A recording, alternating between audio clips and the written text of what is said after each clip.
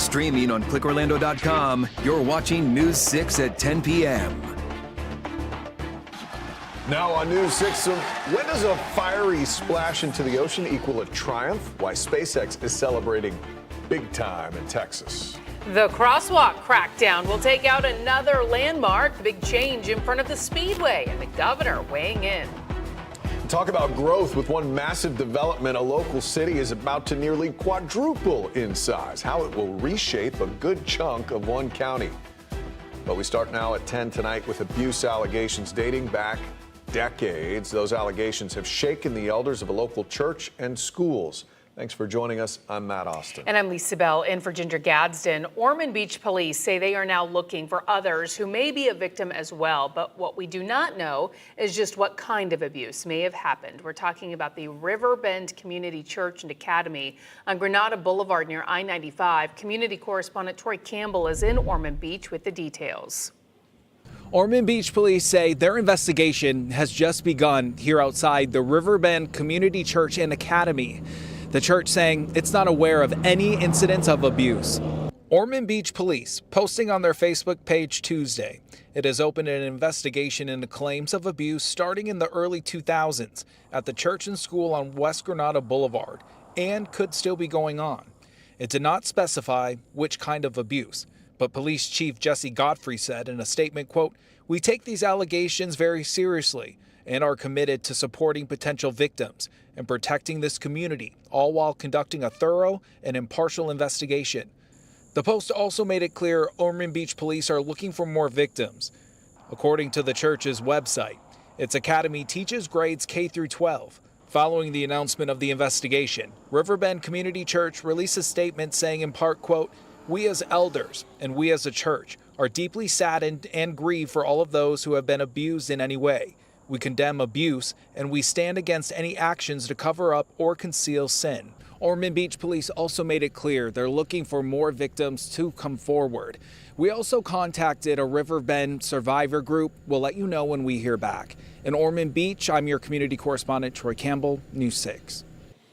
New at 10 tonight, there could be SpaceX's lucky number 3. Right now, for its massive new Starship rocket, it took 3 launches to achieve all of the goals they reached tonight, and it took 3 tries to get tonight's test flight off the ground. But what a launch.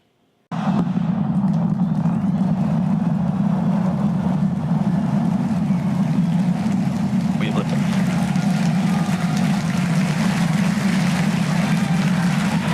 Vehicles pitching downrange. You could hear the cheers from SpaceX facilities nationwide as the most powerful rocket to ever fly finally made it off the ground just after 7:30 our time. The next milestone came about 6.5 minutes later because they were purposely stressing out the systems. They did not try to catch that heavy booster. Instead, we saw it make a controlled splashdown into the ocean. All right, so ship is in space. There we go. Just shy of 10 minutes into the flight, Starship itself reached what would be orbit if it were trying to stay above the Earth for a full flight. 20 minutes in, for the first time, ships released dummy Starlink internet satellites. It will be able to carry more of them than the Falcon 9 flights. There's our flip. There's a buoy. There's a splashdown. Thing stood straight up in the water there. For the first time, we saw Starship make its flip and make a controlled splashdown into the Indian Ocean. The Fireball was planned this time, ending the 10th test flight. What is equally important, if not more so, is what we did not see in tonight's test flight. You may recall the 7th and 8th test flights earlier this year. Both ended with flaming wreckage of ship raining down on the Caribbean. NASA is counting on Starship to land the Artemis 3 astronauts on the moon, and the mission is tentatively set for 2027, but is widely expected to be pushed back. SpaceX ultimately plans to launch Starship over and over from Kennedy Space Center in the Cape, shutting down Playa Linda Beach for around 60 days a year. Sometimes beachgoers would not be able to lie out on the Canaveral National Seashore for half days. Other times it would be shut down all day. You can make your voice heard at public meetings to get feedback on this proposal. The first meeting was held tonight at the Astronaut Memorial Foundation. Some of these meetings will be online. At least one will be at KSC. We have the full list of locations and times in this article at clickorlando.com. Well, tonight we're learning another iconic crosswalk is going away within the last couple of hours. Daytona International Speedway confirming to News 6 they got a notice from FDOT that the checkered crosswalks have to be repainted.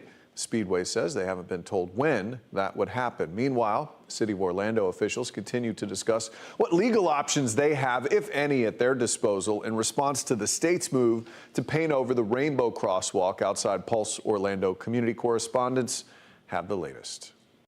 We've seen people out here every single day, and these critics of FDOT's actions have given no indication that they plan to give up, even if that means going up against Governor Ron DeSantis himself. I think it's just a change in policy, and we don't want to be in a situation where we're playing whack-a-mole. Say, oh, well, no, that mural's fine, but that's not. Governor Ron DeSantis doubling down on the brewing crosswalk controversy. At an unrelated event in Tampa Bay, the governor did not mention the Pulse crosswalk, but was asked about the pushback to the changes for crosswalks across the state. And he stressed that this is not about erasing certain content, but rather about adhering to recently updated policies regarding traffic safety standards, an argument his transportation secretary, Jared Perdue, echoed. Anything that was previously permitted or installed or awarded, anything you can bring up from the past essentially is irrelevant now because we have a new law and we have a new standard, and we're simply implementing that standard, and it's across the board. Folks are pushing back. They are saying they will not be erased. But FDOT has been erasing the chalk, and in one case, paint, used by the protesters. One protester took this video Tuesday depicting an interaction with the state trooper, who appeared to argue that they could no longer use chalk on the crosswalk. That situation fizzled out, and protesters picked back up where they left off. So is this just going to be every single day that we're going to see this back and forth? Well, I think it's incumbent on the new Florida DOJ agency to perhaps doge the governor's culture wars against rainbows. At an event nearby Tuesday, we caught up with Democratic State Senator Carlos Guillermo Smith, who appeared alongside Democratic lawmakers Congressman Maxwell Frost and State Rep. Anna Eskamani. Ultimately, I think the next step for the city is that they should appeal to the state. Would you advise the city of Orlando to sue over this? To sue over it? Yeah, I think we should do everything we can to fight back against this authoritarian government. I would argue that these artistic displays are also an effort of free speech. The crosswalk is within the state right-of-way, so it's not clear what kind of legal options the city has. But a city spokesperson did confirm Tuesday that they continue to discuss their next steps. Meanwhile, the art has moved from the crosswalk to the sidewalk. Here you can see protesters have written 49 names, the 49 names of the people killed inside the Pulse nightclub, just feet from where we're standing. Reporting outside Pulse, I'm your Orlando community correspondent, Mike Valenti, News 6. Mike, thank you. We've reported on a number of these crosswalks being painted over. We showed you yesterday green high visibility crosswalks were painted over along the Seminole Wekiva Trail. They were painted black. Today, state crews painted over an artistic crosswalk actually, in Endeavor Elementary School in Cocoa with inspirational phrases for kids painted on it. The city defended the crosswalk, sending us a statement saying, quote, the city of Cocoa worked with students from Endeavor to design a crosswalk that would help it stand out to drivers and help ensure the safety of our students walking to school.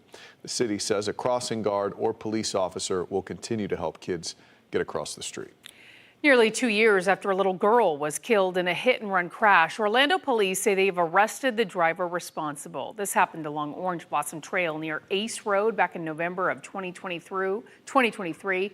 That is just south of where OBT meets John Young Parkway near the Rosemont area. Investigators say Yosefi Arabu was going 130 miles per hour just seconds before the crash. He's accused of crashing into an Uber that was carrying the 5-year-old girl and her family.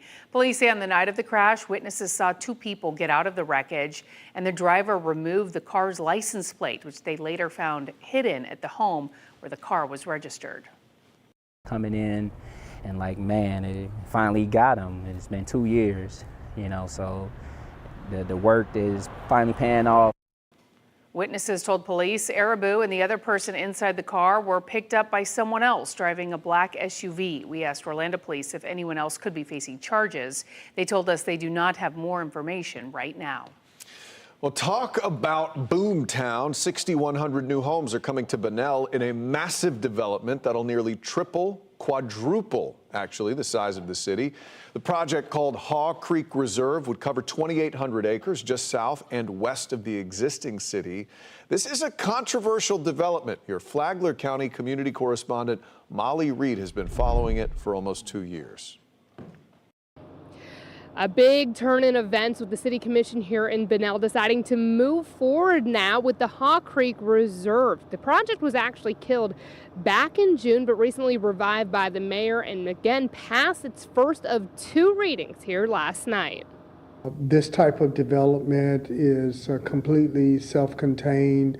It's going to have a combination of commercial, residential, industrial. The developers came back with a new plan. Instead of 8,000 houses, it'll be 6,100 homes. 10% of each subdivision of the development will be affordable housing now, too. 61% of the 2,800 acres will be conserved green space. The developer assisting right up front with building new wastewater treatment facilities, stormwater, providing garbage trucks, land set aside for fire station. With a 20-year phased build-out, City Manager Alvin Jackson Jr. says the city would have time to catch up emergency services.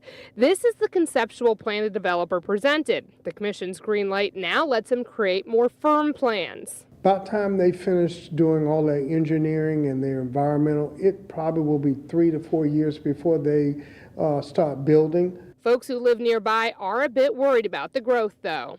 I'm shocked. Real shocked. I mean, you know, it's the traffic's going to be wicked. It's going to be really, really bad. Getting out of here now can be a problem sometimes, but when you figure they add how many thousand homes they're going to add, it's going to be a whole heck a lot worse. Now there is a second reading still to give the developer that final green light. That'll be on September 8th. I'm your Flagler County community correspondent Molly Reed, News 6. Well, gas taxes could soon be jumping big time in Lake County. Ahead on News 6, the decision made today that could end up with you paying more at the pump. And we'll show you where most of your gas taxes really go. Plus, a fun game taken too far at a school pep rally. Hear from the teen thrown by a teacher during an aggressive round of musical chairs. And we still have light rain falling in parts of Central Florida. I'll show you how long before it clears out and what to expect as we roll into Wednesday with slightly smaller rain chances. Do you feel like you're being picked on? 100%. Not picked on, harassed. First, though, a local barbecue owner is fired up after he says he's being unfairly targeted by the city, some of it over picnic tables. So I asked the city, what's really going on here?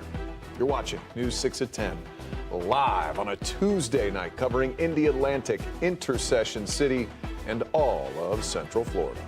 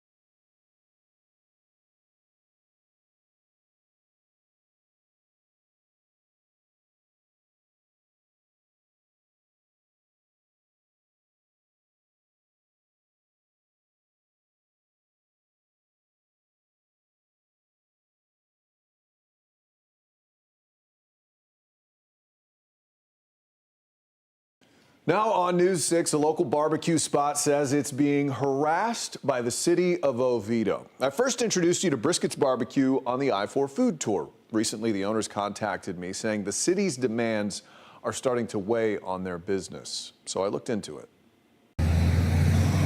Inside this hole-in-the-wall Oviedo barbecue joint, customers stand shoulder to shoulder, waiting for a heaping portion of brisket from this overflowing little shack. Our employees are like a family. Our customers are like a family. Bob Agostini opened Brisket's Barbecue 3 years ago. They've grown so quickly, he decided to add extra picnic tables for seating. What is the big deal about these picnic tables? Well, I'm not quite sure, to be honest with you. The city told Agostini if he wanted to add the tables, an impact fee would be charged. At first, it was $18,000. Is the goal to just shoo us away, use every rule in that book? Agostini says where there's smoke, there's fire. The city has given the business a long list of grievances, from the location of the smokers to firewood, outdoor storage. They've even told him to tear down fences. Do you feel like you're being picked on? 100%. Not picked on, harassed. And it hasn't stopped. He told me he feels like he's being harassed. Would you agree with that assessment? Absolutely not. Spoke with Oviedo's Development Services Director, Dr. Teresa Correa. She says Brisket's has a good problem, growth. We are trying to help him to make him grow, but still complying with the rules of the city. Can you explain to me why he would have to pay so much money for some picnic tables? Recently, he has added 6 additional tables. The city has to assess impact fees to account for the impact of this additional square footage. The city showed us how complicated this issue is. Here's a bird's eye view above Brisket's. The white triangle in the middle is the property Agostini leases. The tables expand outside the footprint, and supplies needed for cooking and storage out back infringe on a city right-of-way. You can see here that he has expanded his operation. Brisket's has decided to relent. They're removing the tables and complying with the other issues discovered by the city. But Agostini worries for the future. There's 23 people that work here. I have every penny plus some invested into this. They could hassle the heck out of me till I'm not even out of here, just out of the state. Who knows? So, for the record, the impact fee has been recalculated down to $8,000, but Brisket won't have to pay it if they remove the tables, which they plan to do. Also, a magistrate is taking a look at this case on Thursday. In the meantime, Brisket's plans to expand into Chuliota in the near future. Tonight, Lake County leaders are one big step closer to a big hike in their gas tax. At today's commission meeting, they voted to move forward with the idea of raising the county's gas tax by 5 cents a gallon, but that's not the final word. The state of Florida lets counties impose taxes on a gallon of gas up to 12 cents. Right now, Lake County is at 7 cents per gallon, the same as neighboring Sumter County. The proposal would raise it to 12 cents. I spend about 4.5 hours a day on the road, so I probably buy more gas than most people, and I don't have an issue with it. Lake County will now hold a public hearing on September 23rd. After that meeting, commissioners will either take a final vote on the tax hike, or they could put it up to a public vote. 12 cents a gallon will put Lake on the same tax level as Marion, Osceola, and Volusia counties, who already charge 12 cents a gallon. In fact, that is the rate of 33 of Florida's 67 counties. Orange and Brevard charge 6 cents a gallon for unleaded. And Seminole County just approved a hike to 12 cents a gallon effective January 1st. So how much in total taxes are you paying at the pump? Well, the federal government charges just under 18.5 cents a gallon. The state gas tax is the highest at 37 cents a gallon. And again, the highest local tax is 12 cents per gallon. A Jacksonville mom is demanding accountability. Her daughter had to be taken to the hospital after a game of musical chairs with a teacher went too far. So video shows the moments. The 16-year-old was pulled off the chair, slammed to the ground by a teacher at Westside High School during a pep rally on Friday. The girl had to be taken to the hospital with a concussion and other head injuries and bruises. I do remember, why am I on the ground? And I was thinking, I'm on the ground. I shouldn't be on the ground this hard. Nobody should even have to come or even have to deal with their kid going to the emergency room. just for a teacher tackling their student over on the ground over musical chairs. The girl's mom said she spoke with the principal, who assured her measures would be taken. Our sister station in Jacksonville reached out to ask about those actions. The district responded, saying the teacher has been reassigned to duties without student contact while they investigate. A wide-eyed rescue in Polk County. An owl got itself into some real trouble. Firefighters say the big bird got trapped in dense palm fibers after a lightning strike split the tree. Using a ladder truck and armed with thick gloves and a towel, they carefully freed the owl's talons. You would have to be careful. It flew away, apparently not hurt in any way. The Raptor Center of Tampa Bay also helped in that rescue. All right, we're going to check in now with meteorologist Samara Kokinos. Still lightning out there in some spots. I noticed it driving into work, and raining as well, pretty late into the night for us, Samara. Yeah, and now it's starting to calm down just a little bit. You may see some lightning off in the distance, but we're really not looking at a whole lot of it. In fact, the radar really not showing any, but we are showing a little bit of light rain, and that does stretch all the way from, I would say, DeLand going down the I-4 corridor back into Orlando and well down into Osceola County tonight. Then also back to the north and west into parts of Lake and even Sumter County. So yes, there is some light rain falling. I think over the next couple of hours, it's going to continue to kind of fade away. A live view from our Light Orlando camera delivering hope together. Downtown Orlando sky camera looks really good out there right now. It's still a little cloudy, but I think those clouds will continue to break apart in the overnight hours, giving us partly cloudy to mostly clear skies. We got up to 88 degrees today, staying just below the average of 91 and about 10 degrees below that record of 98 set back in 1903, and we woke up at 74, which is typical for this time of year. But I can tell you that as we head into the rest of tonight, some drier air is still going to seep into northern portions of central Florida, bringing our temperatures down a smidge. Not a lot, okay? We're talking about that front, right? But look at your overnight low expected as you wake up tomorrow morning around 6 or 7. Your low in Ocala will be about 69. The rest of central Florida, low to mid 70s. Here's a look at your rest of your forecast. And basically, we look at this one, your temperatures right now. You notice that front is about, it's just to the north of Orlando. And you'll notice behind that some cooler temperatures, but it's still taking its time to get here. Now, I do believe, though, we will be waking up a little bit differently. I would say 60s, 70s, right? But as the day goes on, we're going to warm right back up to the 90s. A 30% coverage of rain by about 3 or 4 o'clock in the afternoon. So water vapor imagery showing still plumes of moisture out there. That's why we have the cloud cover. This is upper levels of the atmosphere. Behind that front, though, there's some drier air. And I do believe that this front is going to continue to push a little bit to the south, taking a lot of that moisture with it. The dry air here in the brown is going to settle into parts of Orlando, going back to Daytona Beach, and even the Ocala, Marion County, even Flagler County area. So yes, I do believe that we'll see some clearing skies for tomorrow. And then about 4 or 5 o'clock, notice that ribbon of moisture right there? Well, that indicates possibly a flare up around the I-4 corridor. Let me show you what that means. We start the clock tonight at 10, fairly quiet for the rest of tonight. And then as we head into the morning tomorrow, we're starting off dry. Heading into the afternoon, though, we start to see a few pop-up showers around 3, 4 o'clock along that I-4 corridor. It could get a little heavy as you get closer to about 7 o'clock tomorrow night, maybe a few downpours like what we saw tonight.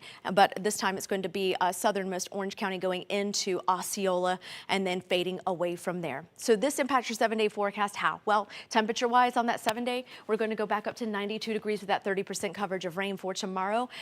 Rising rain chances as we head into the holiday weekend with a 70% coverage of rain.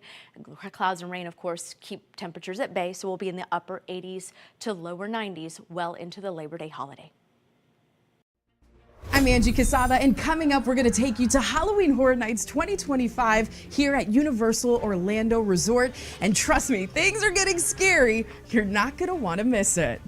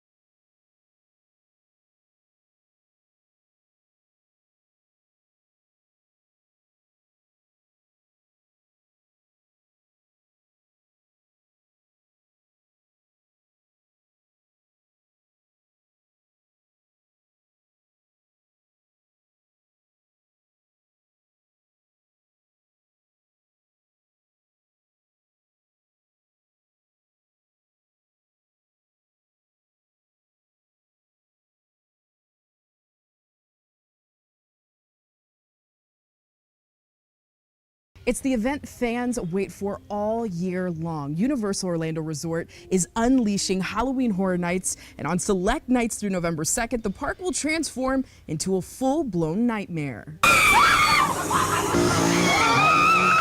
No, it is going to be an incredible year. 10 haunted houses, like you said. We have such a great lineup. 5 Nights at Freddy's is coming to Halloween Horror Nights. Wow. And I cannot wait for the fans, for our guests to experience it. This year features 10 brand new haunted houses, including 5 Nights at Freddy's, Fallout, and Terrifier. Terrifier is another just huge property, a brand that we've been able to partner with, and that house is the bloodiest house we've ever made. It's so cool. From iconic horror films to original creations, each house is meant to make your worst nightmare come to life. And it doesn't stop there. Well, Halloween Horror Nights is so immersive, and this year, Halloween Horror Nights, turning 34 years, has 10 incredible haunted houses, immersive scare zones and experiences, 2 incredible shows with Nightmare Fuel, Circus of Decay, and Haunt-O-Phonic, A Ghoulish Journey. There's amazing food, merchandise, our tribute store. There's so much for everyone. It's an incredible event. Universal Orlando's Halloween Horror Nights is where it's at. And for superfans, Premium Scream Night returns August 28th with limited capacity, shorter lines, and all-you-can-eat horror-themed treats. Halloween Horror Nights runs select nights through November 2nd, so bring your bravery, maybe some extra coffee because the scares last well into the night. Tickets and event details are posted on our guide over on clickorlando.com. In Orlando, Angie Casada, News 6.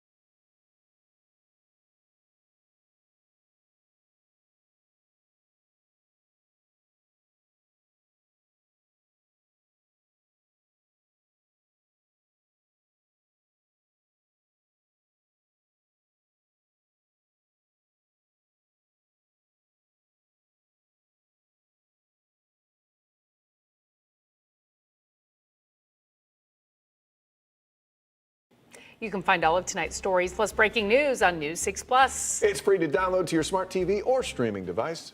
Have yourself a great night.